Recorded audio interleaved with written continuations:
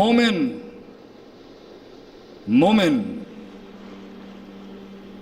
مومن لفظاً اور اصطلاحاً اپنی حیت کے اندر، اپنے وجود کے اندر مومن ہی تو ایک چیز ہے جس دن یہ ختم ہو جائے گا، کائنات کو بنانے کے اندر جو ایک امتحان کا سلسلہ ہے، یہ کہانی اب اختتام پر پہنچے گی جس دن مومن ختم ہو جائے گا۔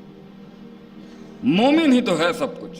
ایک مسلمان، اس کی سوچ، اس کا عقیدہ، اس کا نظریہ، اس کا پرسیپشن، اس کا مائنڈ سیٹ، اس کا طرز، اس کی روش، اس کا مزاج، اس کا معیار،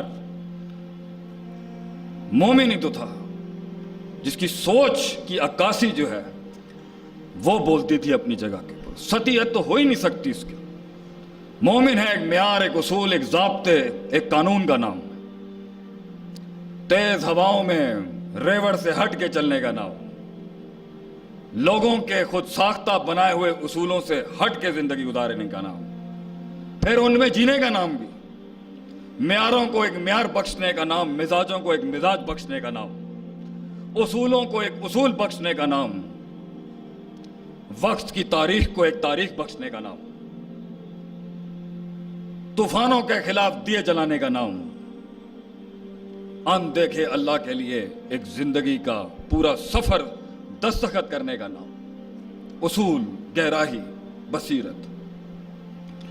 اور مومن چھوٹی بات کرے اور مسلمان بات کرے 2 روپے کی، اللہ اکبر، یہ اس پہ تو کلیجہ پھٹ جانا چاہیے۔ مومن چھوٹی بات کیسے کر سکتا ہے؟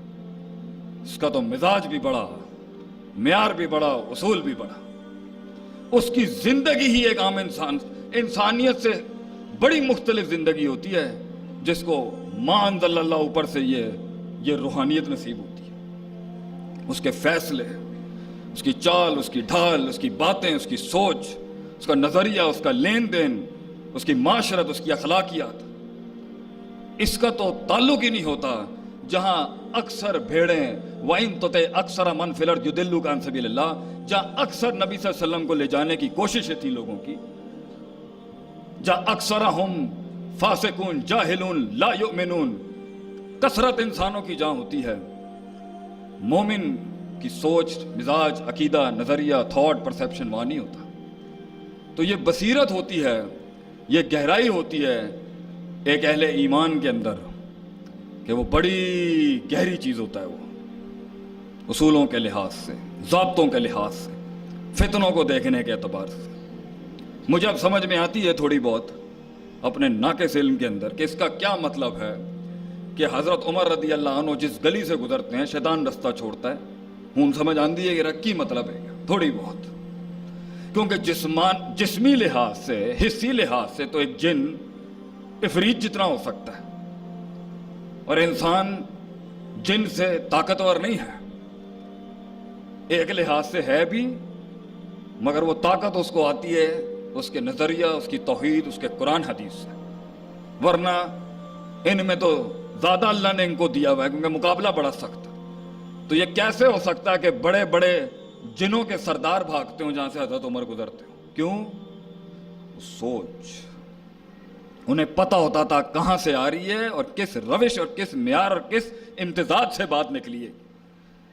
اس لیے شیطان بھاگتے تھے حضرت عمر سے، کیونکہ حضرت عمر گہرے آدمی تھے، وہ جانتے تھے کہ یہیں پہ اس بات کا یہیں گھونٹ دینا چاہیے اس سے پہلے کہ یہ فتنہ بن کے نمودار ہو۔ فساد، بصیرت، دور کی سوچ۔